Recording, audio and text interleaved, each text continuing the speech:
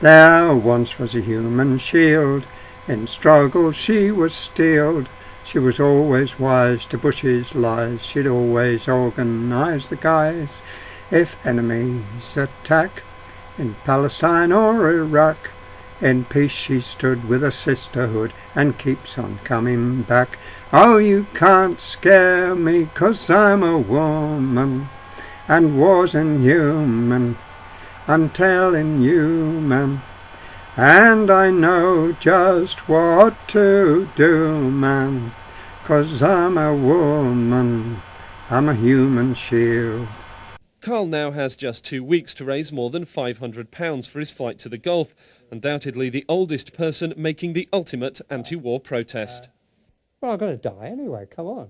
I'm 72, I'm 2 years past the 70 years and 10 that you're supposed to have. This is not a time for pussyfooting around. If the war does take place, I believe the Middle East will go up like a tinderbox. And a couple of days later, Carl finds a more sympathetic audience among school children in Heaton. He'll be taking their drawings and messages of peace with him to Iraq. In Bradford, England, we are thinking of you all in Iraq. We don't want a war at all. We hope you keep safe. I think it's very brave of him, and I hope he doesn't get shot by the bombs. Hand in hand, between life and death. It's now Carl's last night in Bradford, and friends and family have gathered together to see him off with a final fundraiser. Carl's penned a special song for the occasion. Not in our name, not in our name, not in our name. I'm very anxious. I mean, it took me a while for the anxiety to grow, but it has grown. And I do feel very anxious now. He tells me he's quite sure he's coming back. I hope he is. Well, I've got enough for the fair, that's the main thing. I shall be off on Tuesday. This has been a night of joy, of fun. Iraq, here we come. And it's off to Baghdad we go. It's the start of a long journey for Carl Dallas, one that could be his last.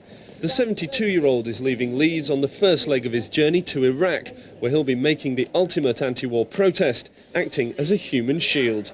But before he flies to the Gulf, there's the small matter of a protest in London.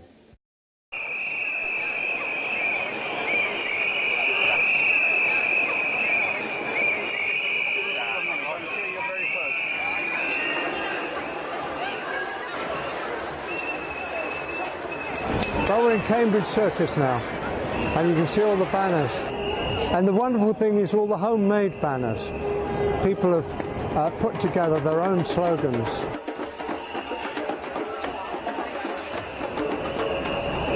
I feel like I died and gone to heaven already. This is absolutely wonderful. There's so much love and friendship and fun. We're having a good time. This is for life. And, you know, I've been going on marches all my life, but I've never had an experience like this.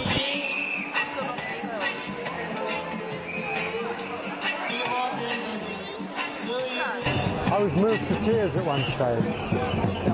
I really was. There was a loudspeaker playing, "All You Need Is Love." And I remember when I first heard that song, and I thought how true it was. And then we've had so much bad stuff since, you know, the war in Vietnam, and the Falklands War, and the Gulf War. And, you know, I just look around and see all these people and the love and the fellowship and the community. We're black and white, we're Muslims, we're Christians, we're atheists, we're communists, we're Lib Dems. There was a Tory handing out leaflets, Tories against the war. I mean, that's got to be a new one. I mean, it's just absolutely, I'm not often lost for words, but this is really the great experience of my life. And if I can take some of this to Iraq and let them know how the people feel, well, as I say, my life will have been worthwhile.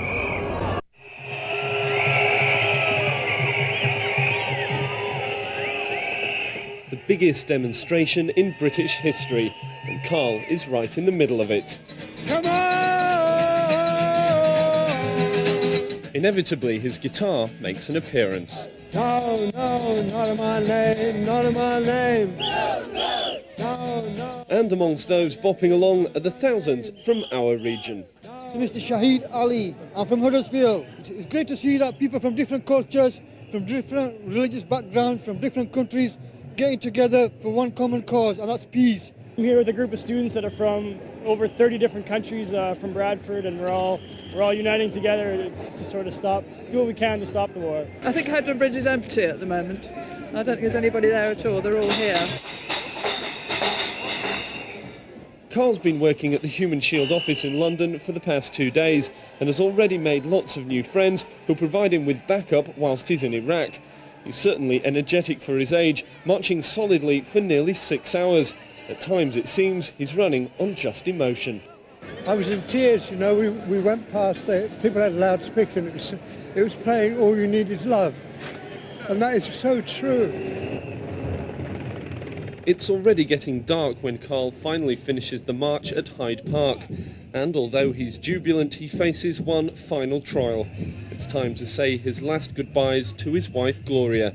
It's not certain when or even if they'll see each other again. Carl, it's really good to hear from you all the way over there in Baghdad. What's it like there at the moment? It's been a wonderful experience. I mean, the warmth of the Iraqi people towards us, you could understand it if they were very, very anti to anybody speaking with an English or an American accent. But they lean out of their cars and they do V signs, you know, Churchill-style V signs, not rude ones. And they honk their horns and they say, welcome, you know, where are you from? England, welcome. What have you done recently then that sort of made a difference over there? It's hard because we're doing things all the time. I went with the first batch of Human Shields who went out to a power station, and I slept there the night. You know, the conditions there were fairly rugged because, you know, it's not a power station is hardly a five-star hotel. We stayed there. Well, they're staying there all the time, of course. From now on, until the emergency is over, there will be shields in this particular power station day and night. And when you're not working, it sounds like you are having quite a good time. Are you missing Bradford or Yorkshire at all? Yes, I'm missing my wife and all my friends, the people I read poetry with and sing to, and of course the people who clubbed together to buy the money, to collect the money to send me here, because I couldn't have done it without them. And I hope they're going to be watching this program if it's going to go out, so that they'll know that A, I'm appreciative of what they did, and B, I'm safe and well. Well, Carl's wife Gloria is here in the studio. He's missing you anyway, Gloria. How seriously do you consider the threat, though, to Carl's life? Well, it is serious because they're going to places that will be under attack if a war starts out. They're going to a power station, schools, oil places, and hoping that they've discouraged people from bombing them. Now, it's obviously getting a good reception out there, but that's to be understandable in one sense, because clearly there is a school of thought that's saying, well, he's being used out there. Saddam is saying, we'll be delighted to see him out there and might exploit his situation. Well, he might, but Carl's well aware of that, and I don't think he let himself be exploited. Now, what about your own feelings about this? Does Carl have your full support in this? Oh, yes, he does. Yes, I'm very proud of him. And I went on the demonstration to London with him. In fact, I've been on lots of demonstrations. Would you go to Baghdad as well? I think I'm a coward. I'm a coward about his going too, because I'd like to see that he comes back. I mean, safe. you could actually have said goodbye to him. Never Yes. see him again. I mean, you do Yes. realise that the consequences of this. I'm sure Carl does as well. Yes. And that must have been an incredibly emotional farewell that you had. Yes, well, it was, yes. But he's doing what he wants to do. He's very serious about it. And he's trying to save the world. OK, and how long do you think you can actually stay in Baghdad? And what do you think your reaction would be if and when the bombs start to drop? Well, then I shall get worried. I shall get worried. They're supporting themselves. So he can stay as long as his money lasts. I asked him what he would do when the money ran out, and he said, well, I'll beg in the street.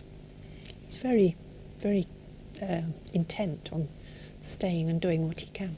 I'm flying out to Iraq on February the 14th because I'm joining the Human Shield. That's over 1,000 people from all over Europe who are going to Baghdad and other parts of Iraq to try and persuade the world that you cannot bomb a country into democracy. It's hard to explain why I'm going. Somebody asked me that yesterday, and I said I'm going out of love. And that sounds very wimpish and hard to explain without looking rather stupid in this macho world.